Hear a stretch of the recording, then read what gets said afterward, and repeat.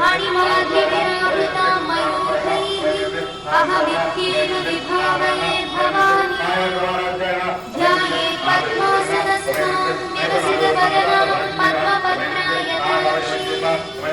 हेमाभां पीतवस्त्रां करकलितलसद्देव पद्माम्बराङ्गीं